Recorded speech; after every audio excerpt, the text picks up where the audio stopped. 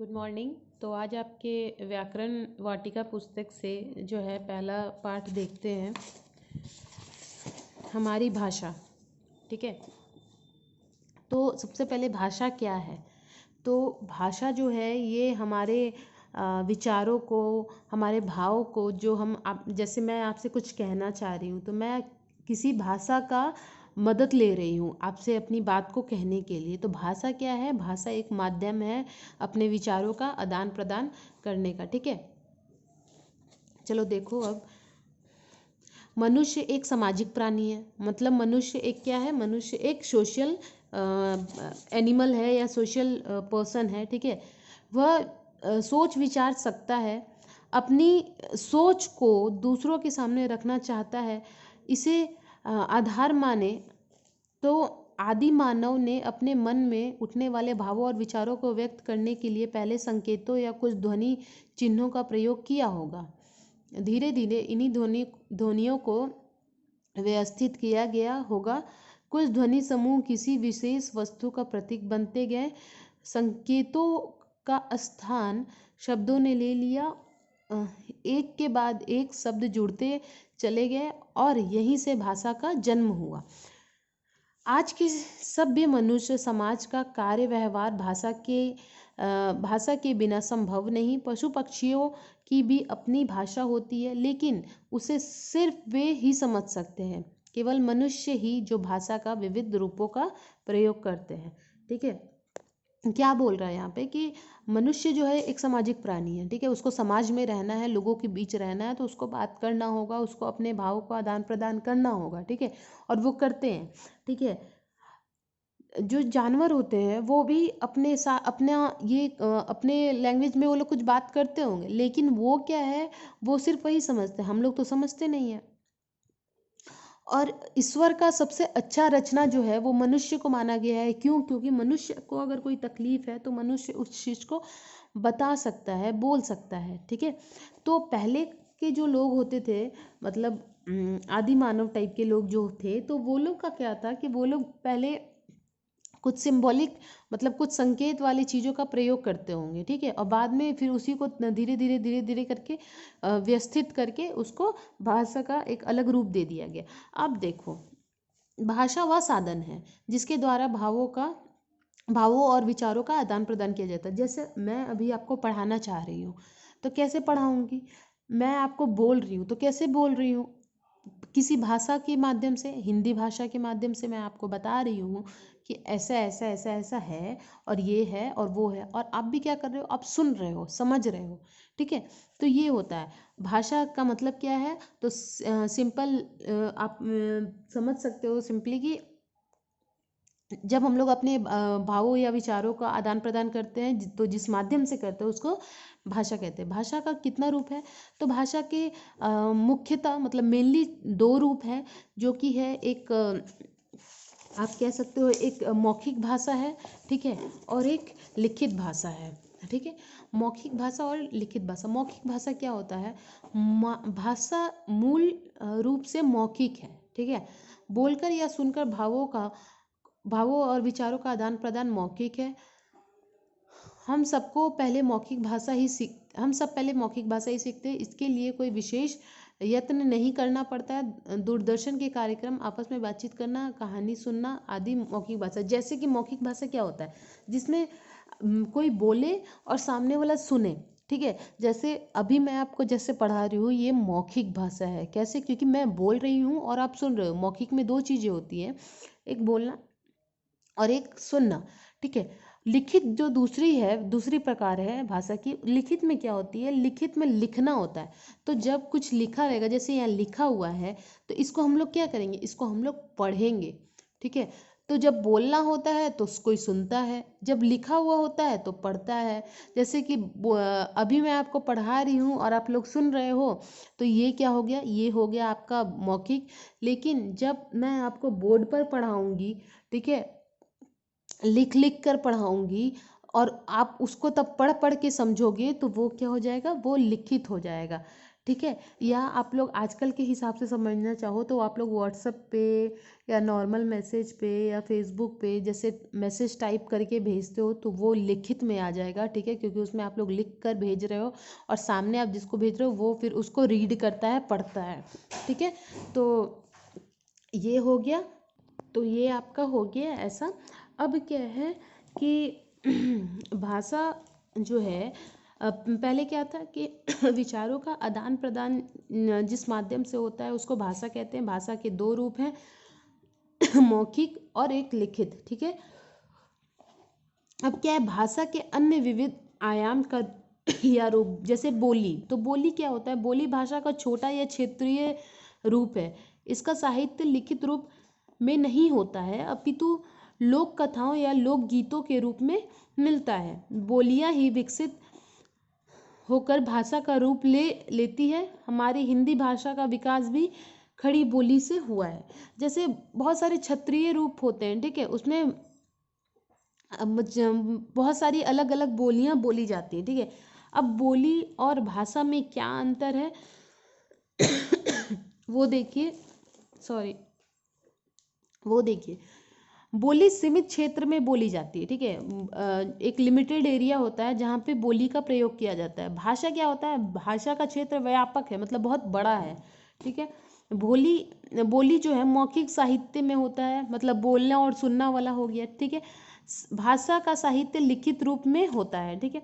बोली का स्वरूप मानक नहीं होता, ठीक है, और भाषा का स्वरूप मानक होता है, हो गया। अब उपभाषा क्या है, तो उपभाषा देखो, भाषा उपभाषा का क्षेत्र बोली की अपेक्षा बड़ा होता है। इसका साहित्य मौखिक के साथ साथ लिखित भी होता है। जैसे अवधी, मैथिली, ब्रज आदि बोलियों में साहित्य की रचना हुई और इनका क्षेत्र भी विस्तृत, मतलब ये कह सकते हो कि बोली से बड़ा क्षेत्र में ये प्रयोग किया जाता है। इसका जो क्षेत्रीय होता है वो बोली से ज़्यादा होता है। अब देखो, ठीक है, जैसे उपभाषाओं और उनकी बोलियों की सूची यहाँ दी गई है। उपभाषाएं क्या है, पश्चिमी हिंदी वर्ग, ठीक है, और उनकी बोलियाँ क्या है, ब्रज भाषा, हरियाणवी, बुंदेली, कन्नौजी, खड़ी बोली, ठीक है।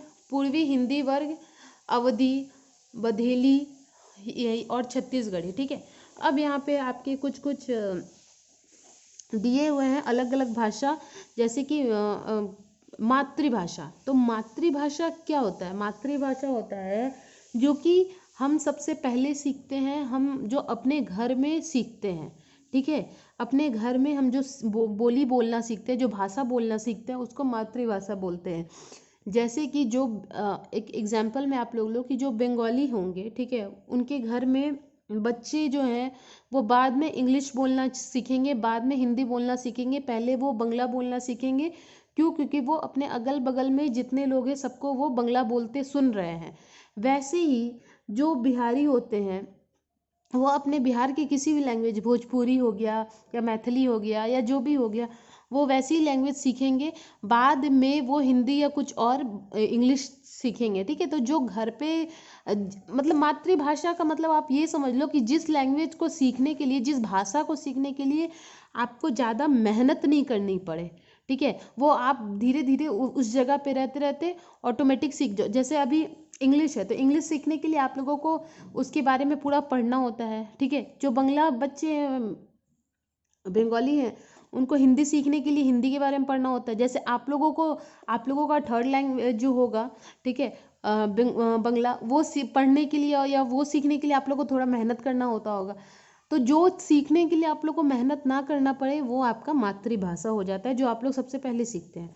राष्ट्रभाषा क्या है, राष्ट्रभाषा यानी वह भाषा जो देश के अधिकांश प्रदेशों, समाजों के विभिन्न वर्गों और समुदायों द्वारा बोली जाती है। इस दृष्टि से हिंदी का स्थान सर्वोपरि है, क्योंकि यह देश के लगभग 70% लोगों द्वारा बोली जाती है, ठीक है।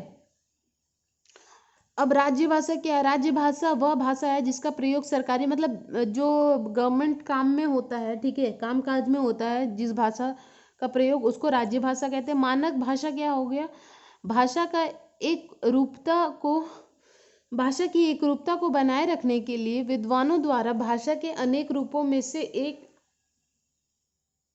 रूपों में से जिस रूप की मान्यता दी जाती है वह मानक रूप कहलाता है। खड़ी बोली हिंदी हमारा मानक रूप है। ठीक है, अब क्या है संपर्क भाषा। तो संपर्क भाषा क्या है? वह भाषा जिसका प्रयोग लोग आपस में संपर्क करने के लिए करते हैं, वह संपर्क भाषा कहलाती है। भारत की संपर्क भाषा हिंदी और विश्व की संपर्क भाषा अंग्रेजी है। मतलब एक दूसरे से कनेक्ट रहने के लिए, संपर्क में रहने के लिए जो भाषा का प्रयोग होता है, जैसे भारत का संपर्क भाषा क्या हो जाता है? हिंदी हो जाता है। और अगर आप देखो कि विश्व का संपर्क भाषा क्या हो जाता है, तो विश्व का संपर्क भाषा इंग्लिश हो जाता है, अंग्रेजी। ठीक है, भारतीय भाषाएं बहुत सारी हैं। ठीक है, तो ये आप पढ़ लेना। भारतीय संविधान की अष्टम अनुसूची में 22 भाषाओं को स्थान दिया गया है। 22 भाषाओं को स्थान दिया गया है। असमिया, उड़िया, उर्दू, कन्नड़, कश्मीरी, कोंकणी, गुजराती, डोगरी, तमिल, तेलुगु, नेपाली, पंजाबी, बंगला, बोडो, मणिपुरी, मराठी, मलयालम, मैथिली, संथाली, संस्कृत, सिंधी और हिंदी। ठीक है, अब लिपि क्या है? तो लिपि आपको कैसे समझ में आएगा कि जैसे कि आप लोग थोड़े बड़े क्लास में जाओगे तब आपको पता चलेगा कि आप लोगों को जब बड़े बड़े आंसर लिखने होंगे तो उस वक्त आप लोगों का एक आएगा कि आप लोगों को कौन सी लिपि में लिखना है, या इस लिपि को इंग्लिश में स्क्रिप्ट बोलते हैं, तो कौन सा। तो आप अगर अंग्रेजी में लिखना चाहते हो अपने पूरे आंसर को तो वहाँ आपको रोमन भरना होगा। ठीक है, लेकिन अगर आप हिंदी में बोलना चाहते हो तो आपको वहाँ पे देवनागरी लिखना होगा। ठीक है, तो लिपि अब देखो क्या है, मानव समाज जब थोड़ा और विकसित हुआ, उसका फैलाव भी बढ़ा, केवल मौखिक रूप से बात नहीं बनी। मनुष्य ने अपनी बात स्पष्ट करने के लिए कुछ रेखा चित्र बनाए। धीरे धीरे इन रेखाओं को ध्वनि प्रतीकों के रूप में निश्चित करने लगा। निरंतर प्रयास करते करते लंबे समय में लिपि का विकास हुआ। इस प्रकार लिपि लिखित भाषा का आधार बनी। ठीक है, अब यहाँ पे जो है आपका, ठीक है, जैसे कि लिपि कैसे है, लिखने की विधि अभी मैंने जैसे बताया, जैसे आपको इंग्लिश में लिखना है तो उसको रोमन लिपि में आएगा, हिंदी में लिखना है तो वो देवनागरी में आएगा। तो लिखने की विधि या लिखने के ढंग को लिपि कहते हैं। जैसे, ठीक है, जैसे कि अगर हमें जिस प्रकार विश्व में अनेक भाषाएं हैं, उसी प्रकार इनको लिखने का ढंग भी अनेक है, अतः उनकी लिपियां भी विभिन्न हैं। जैसे हिंदी, मराठी, कश्मीरी, कोंकणी, नेपाली, संथाली, बोडो आदि देवनागरी लिपि में लिखी जाती है। ठीक है, अंग्रेजी, जर्मन, फ्रांसी आदि रोमन में लिखी जाती है। ठीक है, रोमन अभी मैंने बताया था। उर्दू फारसी में होती है। पंजाबी भाषा की जो लिपि है वो क्या हो जाती है, वो गुरुमुखी हो जाती है। बंगला भाषा की लिपि बंगला ही होती है। ठीक है, तो ये हो गया आपका। अब जो यहाँ पे देखने वाली बात है, ये अब है व्याकरण। तो व्याकरण क्या है? तो सबसे पहली बात कि किसी भी भाषा में अगर आपको उस भाषा का व्याकरण का ज्ञान ना हो तो आप उस भाषा को कभी भी शुद्ध प्रकार से, शुद्ध तरीके से नहीं बोल सकते। ठीक है, चाहे आप हिंदी बोल रहे हो, चाहे आप अंग्रेजी बोल रहे हो, कोई भी भाषा में। ठीक है, जैसे अगर मैं बोलूँ कि बालिका विद्यालय जाता है, तो यहाँ पे क्या है, ये गलत है। ठीक है, क्योंकि बालिका एक क्या है, स्त्रीलिंग है। ठीक है, और वहाँ पे क्या लगेगा, जाता है की जगह जाती है। ठीक है, तो ये क्या हो रहा है, ये मैं जब बोल रही हूँ तो इससे पता चल रहा है कि मुझे जो हिंदी का व्याकरण है उसका ज्ञान सही तरीके से नहीं है।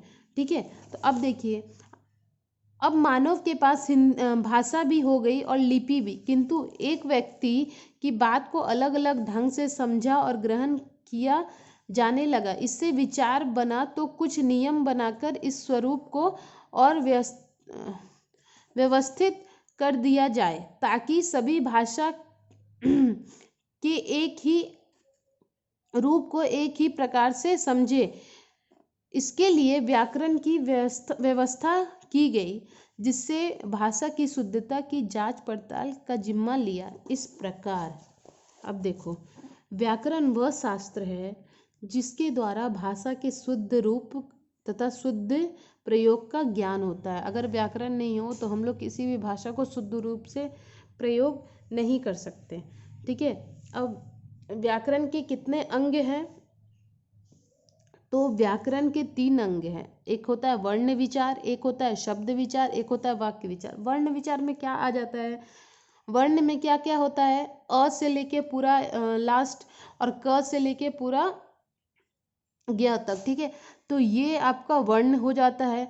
वर्णों के आकार, भेद, उच्चारण का अध्ययन करता है। शब्द विचार में क्या होता है? शब्दों का मतलब जो शब्द होते, कोई भी एक शब्द, जैसे राम, श्याम, सीता, गीता।